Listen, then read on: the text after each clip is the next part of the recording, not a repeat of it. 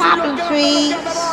Ridicache, Thierry Duval-Destia, Ridicache, Franck Diva, Maharaja deuxième, Maharaja qui revient sur Ridicache, Maharaja les deux favoris, Ridicache, Ipiti Foura, Ridicache, Franck Diva, Thierry Duval-Destia, Maharaja est deuxième, Olga Bilouet c'est troisième, Olivier Garcia quatrième, Quater Jetty cinquième.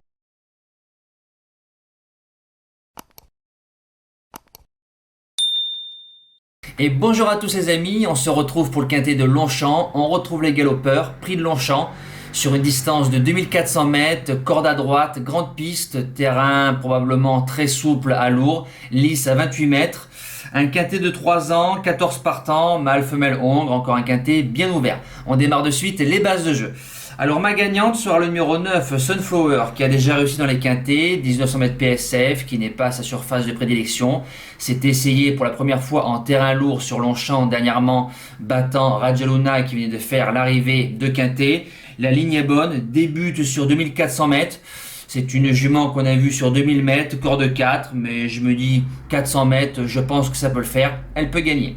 Deuxième base, l'As, sous les nuages, un cheval, c'est un amour de cheval, 8 courses à chaque fois, il est dans les 4 premiers, 4 quintets, il est toujours dans les 4 premiers, dont une victoire, a déjà réussi en terrain lourd et terrain très lourd, corde 2, Pierre-Charles Boudot qui est dessus, il décevrait en n'étant pas dans les 3-4 premiers demain. Le Challenger, le numéro 12, Bumble Smart, Vincent Cheminot, Delzangle qui est à l'entraînement.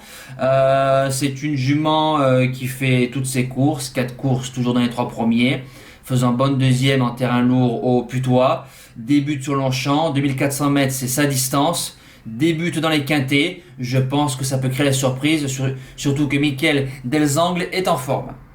Le premier outsider, le numéro 3, c'est Camaron, Sibyl Voigt qui est à la montre, Carmen Bosca qui est à l'entraînement. Camaron adore le terrain lourd, s'est essayé une fois sur 2400 mètres en terrain lourd, ça a donné une victoire.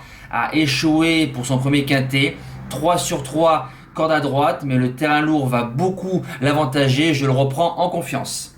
Deuxième outsider, le numéro 6, Blue Swan, corde 1, pas trop de marge. Voilà, Journiac qui est dessus, Barbero qui est à l'entraînement. A couru 2 quintets faisant 8e, 6e, prenant toujours des petites places. Alors je me dis qu'un jour, si la course elle est bonne, ça peut le faire. A déjà bien couru en terrain lourd. Alors je me dis que bon, corde 1, Hugo Journiac qui est dessus, il peut prendre une place de 4-5e. La suite du pronostic, le 11, Reventador, Anthony Cractus qui est dessus, Carlos Lafont-Parias qui est à l'entraînement. Reventador, j'ai bien aimé sa course de Longchamp avec Olivier Pellier, corde 16, faisant bon 7e, mauvaise corde. Là, il se retrouve avec la corde 6. C'est un cheval qui a des titres en terrain lourd. Alors je me dis pourquoi pas. Ensuite, le numéro 2, Sea-Watch, petit inconnu, c'est la distance. Maxime Guyon qui est dessus. Alors, le papier est vite réglé. La jument vient de s'intercaler entre Eudaimonia et Lady Sydney. Donc, si la jument s'adapte à la distance, je pense qu'elle a sa place dans les 5.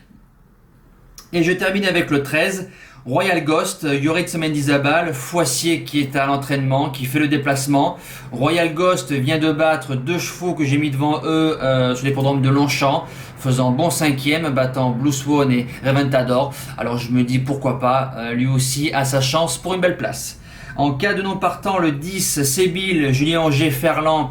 Alors, elle est un peu à l'image de la jument d'hier que j'ai mis en cas de non partant. Sagamira a les mêmes similitudes, débute dans les quintets, voilà, a couru 6 courses, n'est jamais sorti des 3 premiers. Alors pourquoi pas, il y a du pour et il y a du contre. En cas de non partant, le 14, Champicharme, le terrain, ça va être je pense que ça va être un gros problème pour moi, donc je l'écarte pour ça. Et le numéro 8, Happy Krishnat, qui adore le terrain lourd, mais le problème, pas dans les courses niveau du quintet, vraiment dans des petites courses à condition ou des petits handicaps. Alors pour ça, je vais l'écarter, je prends le risque. Voilà, le quintet, c'est fini, nous passons au cheval du jour. Alors, le cheval du jour, on retombe un peu dans nos travers. Hier, en réunion 4, course 7, le numéro 13, Golfeur des Loyaux. Un départ au galop, deuxième ligne ou troisième ligne, donc déjà, j'ai pas trop aimé. Il le remet, Matt, 50 mètres après, il repart au galop.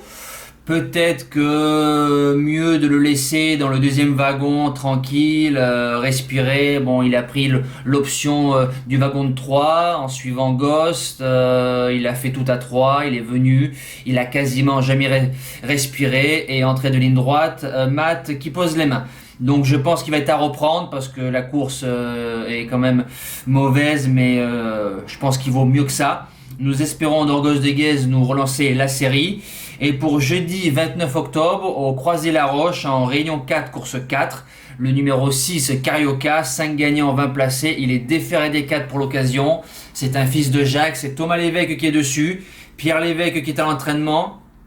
C'est sur un 2700 mètres Autostar. Il a couru 3 fois pour une victoire, une deuxième place et une 9e place. Je considère que c'est course visée. Il a battu des bons chevaux. Maintenant, c'est un lot où 5-6 chevaux peut gagner. Cadet, Capital Magique, C'est quoi, Carré Noir et les 2-6 ans Emphasis Turbo et Electra du Vivier. Je pense que le vainqueur, ça va être une question de parcours.